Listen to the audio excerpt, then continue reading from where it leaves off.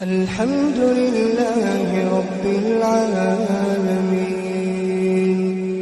الرحمن الرحيم بسم الله الرحمن الرحيم تبت يدا أبي لهب وتب ما أغنى عنه ماله وما كسب سيصلى نارا ذات لهب وامرأته حمالة الحطب في جيدها حبل من مسد۔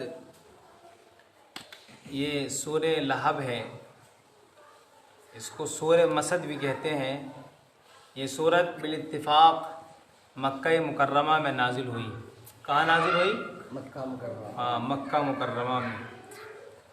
اللہ فرماتا ہے کہ ابو لہب کے دونوں ہاتھ ٹوٹ جائیں اور وہ برباد ہو جائے، اس کے مال نے جو اس نے کمایا تھا اس کو کوئی فائدہ نہیں پہنچایا، اور وہ عن قریب ایک دہتی ہوئی آگ میں ڈالا جائے گا، اور اس کی بیوی جو کہ لکڑیاں اٹھاتی تھی تو قیامت میں جہنم میں اس کی گردن میں ایک مونج کی رسی کا توق ہوگا۔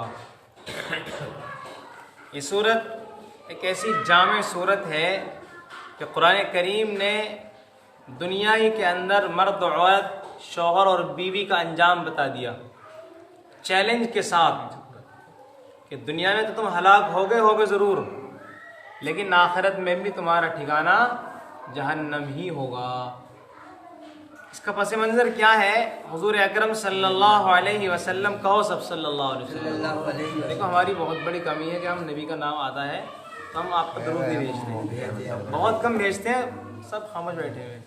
صلی اللہ علیہ وسلم ضروری ہے بالکل۔ حضور نے فرمایا ہلاک ہو وہ شخص کہ جس کے سامنے میرا نام لیا جائے اور مجھ پر درود نہ بھیجے۔ تو مکہ مکرمہ میں جب حضور اکرم صلی اللہ علیہ وسلم نے کوہ صفا پر چڑھ کر آواز لگائی یا صباحا، نعرہ تھا مکہ مکرمہ کے لوگوں کا کہ جب کوئی چیز آتی چیز کے لیے بلانا ہوتا تھا تو یہ آواز لگا دیتے یا صباحا۔ آپ نے جب نعرہ لگایا تو مکہ مکرمہ کے لوگ اچنبے میں پڑ گئے، کیا ہو گیا؟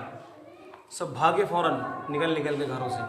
حتیٰ کہ روایات میں آتا ہے کہ جو آدمی کمزور تھا، بیمار تھا، اپاہج تھا، مجبور تھا، ضعیف تھا، تو اس آدمی نے اپنی جانب سے کسی اور کو بھیجا کہ جاؤ سن کے آؤ کہ محمد کیوں پکار رہے ہیں اور کیا کہنا چاہتے ہیں۔ تو مکہ مکرمہ کے ہر گھر سے لوگ پہنچے ہیں وہاں پر۔ آپ نے فرمایا کہ لوگوں بتاؤ اگر میں تمہیں یہ کہوں کہ اس پہاڑ کے پیچھے کی لشکر جرار ہے کہ تم پر حملہ کرنے والا ہے، کیا تم سب میری بات کو مانو گے؟ تو سب نے ایک زبان ہو کر کہا کہ کیوں نہیں، ہم تو آپ کی بات کو مانیں گے، آپ سچے ہیں، آپ نے کبھی جھوٹ نہیں بولا، نصدقو کا، ہم آپ کی تصدیق کریں گے، آپ نے کبھی جھوٹ نہیں بولا۔ تو آپ نے فرمایا کہ لوگوں میری آنکھیں قیامت میں عذاب کو دیکھ رہی ہیں، اور میری آنکھیں اس عذاب کو دیکھ رہی ہیں جو عذاب تم پر مسلط کیا جائے گا اگر تم نے اللہ کی بات کو نہ مانا اور میری بات کو نہ مانا۔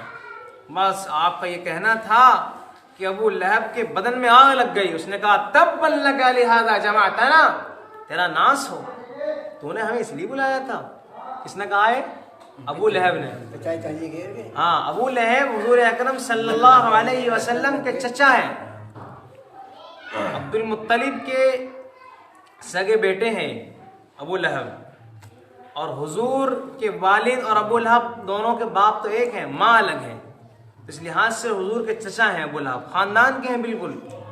تو کیا فرمایا تبا لک لہذا جمعتنا، تیرا ناس ہو کہ تو نے ہمیں اس لیے بلایا تھا۔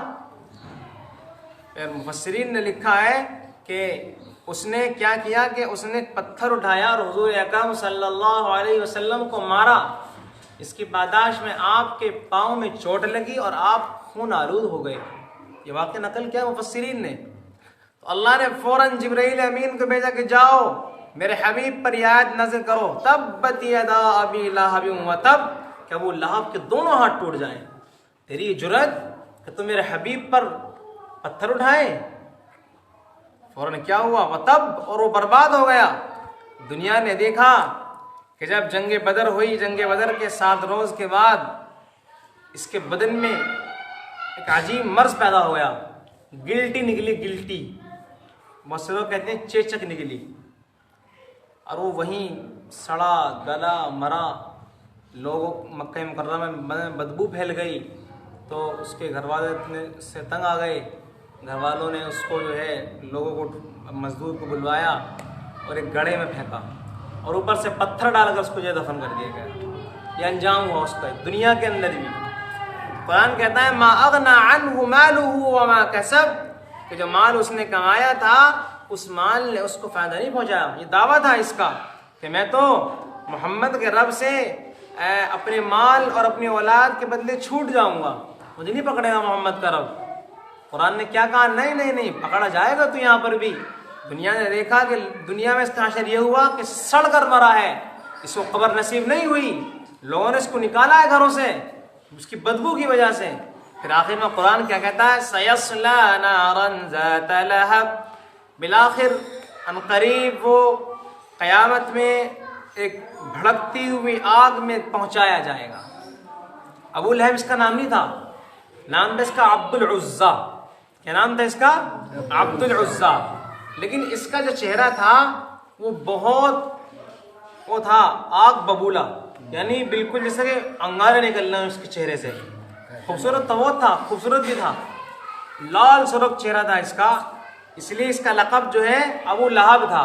تو قرآن نے اس کو تشبیہ دی ہے کہ جس طرح تیرا چہرہ آگ ببولا ہے اور آگ پھینکتا ہے تیرا چہرہ، تو تو بالکل اسی طرح آگ میں پہنچایا جائے گا۔ سیصلیٰ نارا ذات لہب، بھڑکتی ہوئی آگ میں تو پہنچایا جائے گا۔ وَامْرَأَتُهُ حَمَّالَةَ الْحَطَبِ، اس کی بیوی بڑی شریر تھی، بڑی خبیث اس کی بیوی تھی۔ اس کی بیوی کیسی تھی؟ اس کی بیوی ایسی تھی کہ حضور اکرم صلی اللہ علیہ وسلم کو تکلیف پہنچانے کے لیے کانٹے چن کر لایا کرتی تھی، کانٹے، خاردار لکڑیاں اٹھا کر لاتی تھی، اور حضور اکرم صلی اللہ علیہ وسلم کے راستے میں بچھائی جا کرتی تھی، تاکہ جب آپ گزریں یہاں سے تو آپ کے پاؤں میں لگے، آپ کے بدن میں لگے، آپ کے کپڑے اس سے لگ جائیں۔ یہ شریر اس کی بیوی تھی۔ قرآن کہتا ہے وَامْرَأَتُهُ حَمَّالَةَ الْحَطَبِ، اس کی بیوی جو کہ لکڑیاں چن چن کر لایا کرتی تھی، فی جیدہا حبل من مسد، تو قیامت میں اور جہنم میں اس کے گلے میں توق ہوگا، آہنی دیوار، آہن کا لوہے کا توق ہوگا، اس کے گلے میں پڑا ہوگا وہ، اور اس کو وہ پریشان ہوگی جہنم میں کہ کیسا توق ہے۔ کیونکہ عام طور پر جب یہ لکڑی لاتی تھی تو لکڑی باندھ کر، اور جس رسی سے لکڑی باندھتی تھی تو رسی کو اپنے گلے میں ڈال لیا کرتی تھی تاکہ لکڑی نہ گرے۔